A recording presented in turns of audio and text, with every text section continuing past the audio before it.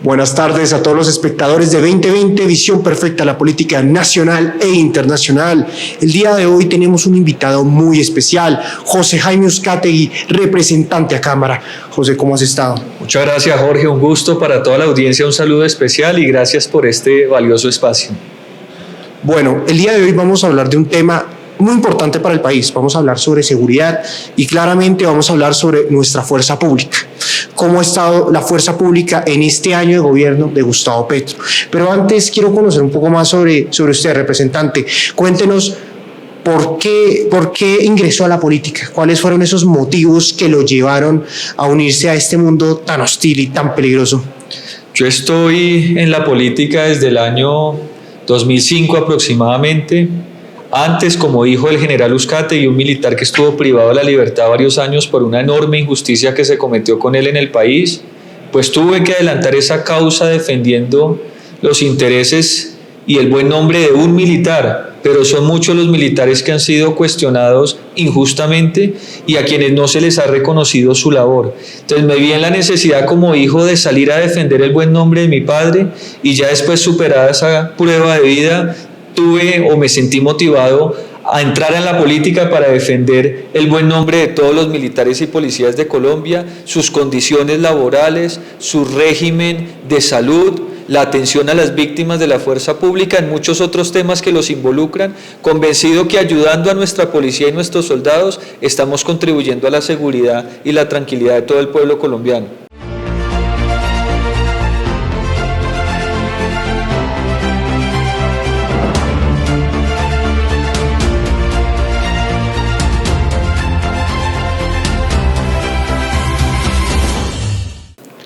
Bueno, representante, entremos en materia. ¿Cómo ve los cambios que ha realizado el gobierno Petro en cuanto a mandos militares? Usted sabe que a principio de gobierno se realizaron varios cambios y dicen que ahorita se van a realizar más. Asimismo, se ha cambiado la dogmática de la institución, enfocado a una construcción de paz un poco más pasiva y no tan punitiva con los grupos insurgentes. ¿Qué piensa sobre esto? El gobierno Petro tan solo lleva un año en el poder y ya ha debilitado enormemente a nuestra fuerza pública. Sacó una cantidad de generales como si no fueran hombres y mujeres con una formación muy importante y quienes tenían más conocimiento y experiencia en los temas de fuerza pública. Les recortó 800.000 millones de pesos al Ministerio de Defensa como si no se necesitara una inversión superior para controlar la crisis de orden público que hay en el país. Está acabando con el servicio militar obligatorio, que todos estamos de acuerdo que se debe profesionalizar, pero hacerlo escalonadamente, sin dejar sin hombres y sin personal a la fuerza pública, porque ¿quién va a proteger a las comunidades si no hay militares y policías que asuman esa labor? Entre muchos otros puntos que hoy están sobre la mesa y que evidencian un debilitamiento de las Fuerzas Armadas en Colombia, y eso se traduce también en la crisis de inseguridad que se vive en la actualidad. Sí, representante. Estamos viviendo una crisis de seguridad muy grave. ¿Usted podría compararla con la crisis del conflicto armado en el año 2002 o es una exageración?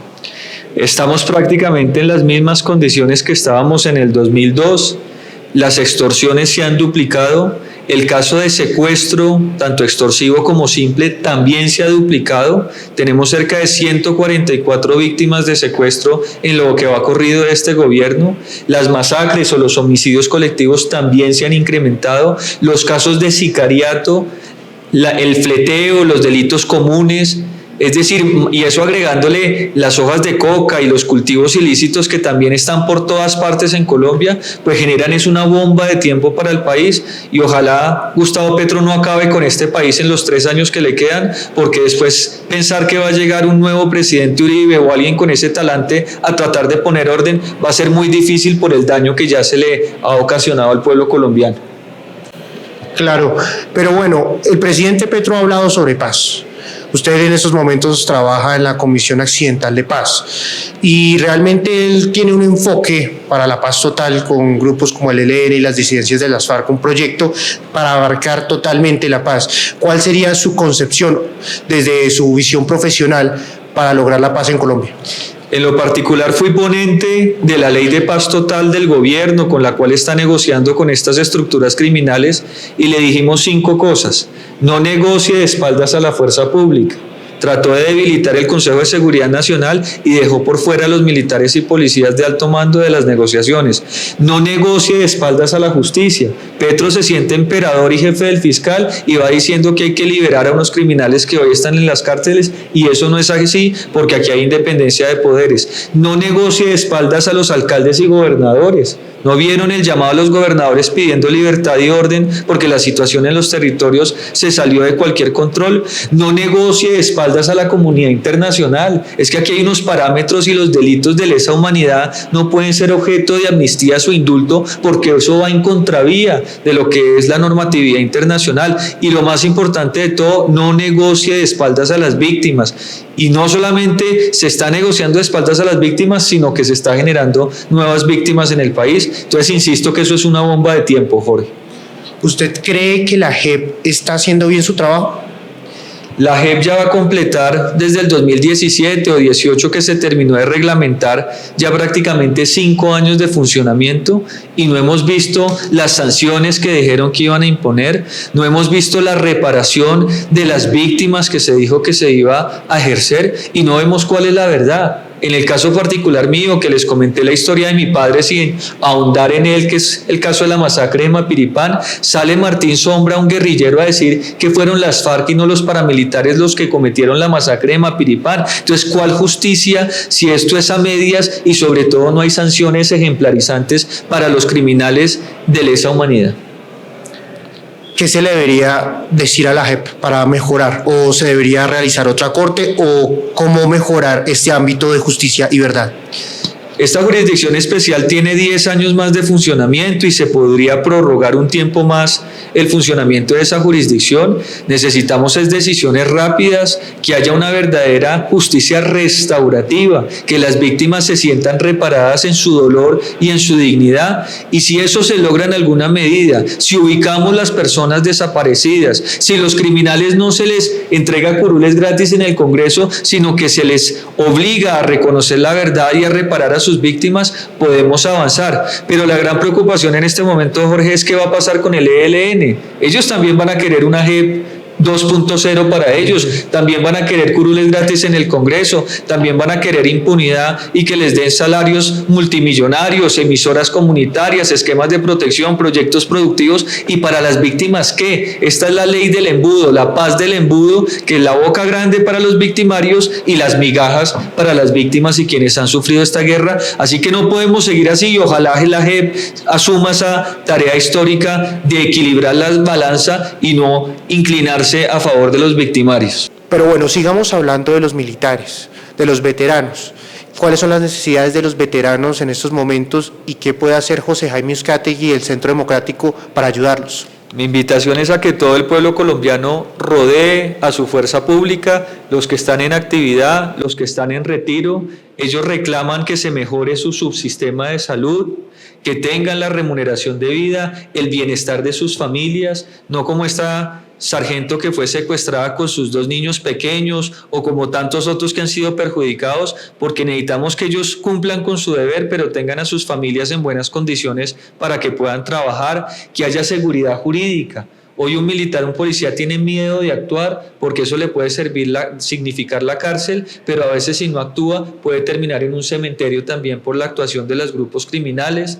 Se necesita la atención a las víctimas, se necesita proyectos productivos. Jorge, ojalá lleváramos una voz en ese aspecto, porque aquí hay proyectos productivos y oportunidades para todo el mundo, pero para los héroes de la fuerza pública, para quienes han entregado todo por este país, normalmente las entidades del Estado dicen vayan al Ministerio de Defensa que allá las atienden, y el Ministerio de Defensa no está para generar bienestar o proyectos productivos. Es decir, que falta mucho por hacer, hombres y mujeres, pero asumamos esto con patriotismo y trabajemos por ellos, que insisto, no es solamente por ellos y esas familias, sino trabajando por ellos, trabajamos por la seguridad, la tranquilidad y el bienestar de todos los colombianos, porque es un efecto dominó.